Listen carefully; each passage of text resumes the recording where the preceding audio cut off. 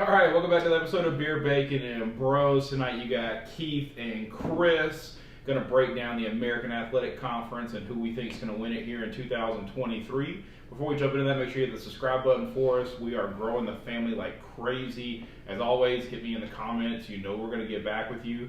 But if you challenge my knowledge, I will make you put it on paper if you go tell me who's going to win the Athletic Conference. So make sure you like the videos for us. It helps them become more popular, helps us grow the channel, grow the family. If you're a returner, thank you so much for subscribing, and thank you for being a part of the family. We always welcome your comments, likes, anything you tell us to do. Anything you tell us to do, we're going to do it. So thanks for coming back again for another video. We really appreciate it. So American Athletic Conference, a little bit of a shake-up here. So 4 best teams gone. 4 new teams they bring coming in in. 4 pretty solid teams. Well, I would tell you, UTSA, deep sleeper. Oh yeah, deep absolutely. sleeper for this conference. They've been killing it. Road runners are hot. FAU also, bouncing back. A program with some name to it. Now Charlotte and UAB, we'll see. Well, Charlotte, I wouldn't put Charlotte up there. I mean, Charlotte's struggling in the Sun Belt, but UAB is one of those sneaky teams that can either be really good or really bad, depending on what they have on that team. Yeah, I mean, a Conference USA winner last year in UTSA at 11-3 moving in, and then UAB 7-6 last year, 4-4 in the conference. They've had some good seasons. Well, weren't they didn't they have one of the leading rushers a couple of years ago? Yep. He led the entire NCAA in rushing. Yeah. So I mean, they can put out some people. Yeah, I mean, this is a team that went from, I want to say they won 10 games 2 years ago. Well, they went from not having a team to coming back and being good again. Yeah, sorry, they went 9-4 in 2021, 7-6 in 22 before they moved into the conference. So. And it was 6-3 in 2020 with whatever season that was. The COVID year. We got the odds, so we know. I think most people are going to sit down and say Tulane, right? This is a team that just won the conference last year, beating USC in a January 6th or Rose Bowl, January Bowl, or not Rose Bowl. Was it New Year's Day Bowl? New Year's Day Bowl, either way. So yeah, it wasn't the Rose Bowl. That's right, Utah went to the Rose Bowl. Yeah. So I mean, Tulane, their over/under for wins in general is 10. So 9.5, 10, depending on the place you're getting it. So clearly, obviously, going to be the returning favorite. But I think there's some good sleepers in this conference. There's some good teams. UCF is one of those teams that can be scary good, or they can be just kind of mediocre. Well, they're in the Big 12. Oh, they left now. That's right. Yeah. So remember, Cincinnati, UCF. Houston, this is an old list. That's the last year's standings. Gotcha. Yeah. I was looking at the wrong list. So, that's my bad. BYU joining. So this year you got Tulane, Memphis, SMU, UTSA, FAU, North Texas, Navy, East Carolina, Temple, Tulsa, USF, Rice, UAB, and Charlotte. So Charlotte, without a doubt, in my opinion, is finishing last. I've owned them in the college fantasy I league. would agree with that. Either them or Rice, one of the two. Yeah, I think for me, Tulane's probably the favorite. I wouldn't say sleep on Memphis though. Memphis is always one of those sneaky teams too. I completely agree. I would not sleep on Memphis. And I really think UTSA could shock some people. I think they are a very, They're a very good team. So moving into a definitely more competitive conference, I think absolutely, without a doubt, anybody would it's say a bigger conference. Yeah, I mean it's not going to be the Conference USA anymore. I mean they're going to have to step up their game a little bit. But, I mean, they've proven the last 2 years out in Conference USA that they belong in some of these bigger programs, or with some of these bigger programs. Yeah.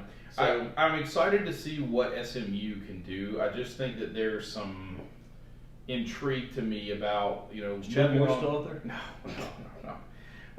But there's intrigue to me to see what this team does, because they certainly, in my opinion, fell short of expectations for themselves last year. Absolutely. But I also would say, while we say that the American Athletic Conference is harder for UTSA, I think it's easier this year without Cincinnati, UCF. Absolutely.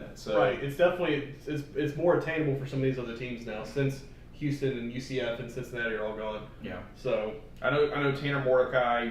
I was a big time fan of him. He transferred into SMU from, I want to say it was Oklahoma. He was one of those big name guys. Oklahoma. Yeah. So, guy that's no longer with SMU unless he's brought it. I can't remember where he went in the portal, but certainly a team that I think has the structure, has the talent moving forward, could really play well. But I mean, it's going to be hard to argue that Tulane isn't the favorite of this thing. Right. I mean, like I said, between Tulane and Memphis, it's going to be hard to knock off one of those two, especially if Tulane comes out and does what they did last year. So I don't know. How much did Tulane? He's with Wisconsin. That's where it went. He's up there with Luke Fickell. Yep. What did Tulane lose and what did they return? I want to say Tulane didn't lose a whole lot, actually. Their defense was certainly the best part of their team last year. Oh, absolutely. But, I want to say Tulane got almost everything back, except for maybe Taj Spears, their running back. I mean, if their quarterback comes back and their top receiver comes back, it looks like the quarterback's still there.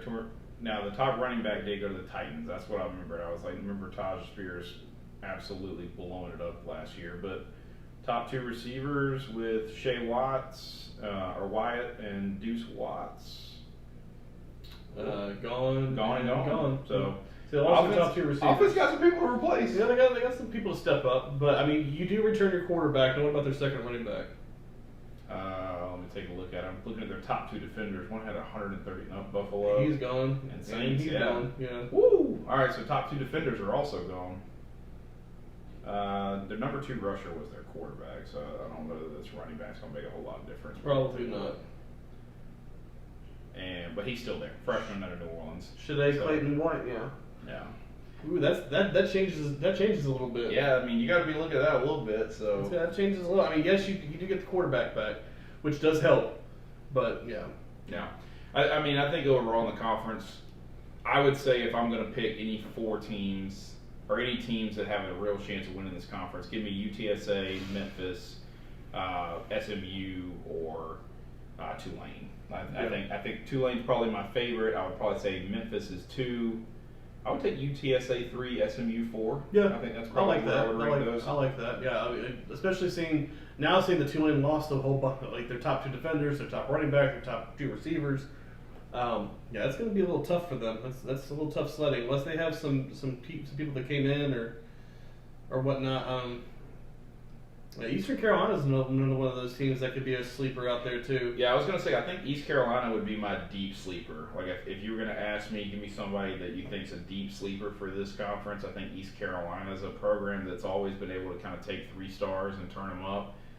Losing Holton, their starting quarterback, he's gone to Seattle, but the big lefty, I always love seeing lefties too. Top running backs with the Baltimore Ravens now.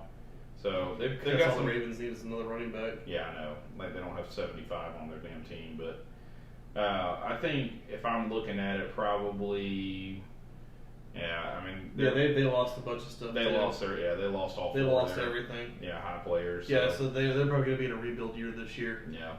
I'd still probably. I think East Carolina's kind of been the team where I've looked at it and said, "Oh, I remember this kid. He went to Myrtle Beach High School." But I would say East Carolina is the team that I feel like I look at this list, and they've always been able to kind of get those nice mid-level 3 stars kind of guys. Right. I mean, they do get some people to come. I mean, they are at a beach, so I mean, they do get some people to come in. So, and the environment that they put up is a really cool environment too. So I mean, it's definitely a fun place to go play. But after seeing that they've lost pretty much everything, I wouldn't put very much money on them this year. Yeah. I'm with you though. I definitely think Tulane's probably going to be your front runner, even though they've lost a lot. I mean, they still have that experience. I mean, they didn't lose everything from last year. They still have some of those same players that played in that game against USC and were part of that 10-win season. So I mean, they'll still be up there. I'm going to put Memphis at 2. I'm with you. I'm going to go UTSA at 3rd to really shock and surprise some people. Yeah. So I definitely do like that there.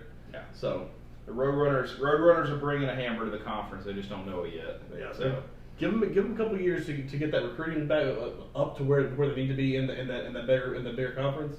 They'll be there with it. So, I mean, San Antonio is such a terrible place to live. Yeah. So. All right, well, that's our predictions for the 2023 American Athletic Conference. As always, we mentioned, hit us in the comments. Let us know who you think is going to win the conference, and we appreciate you. Like, comment, subscribe.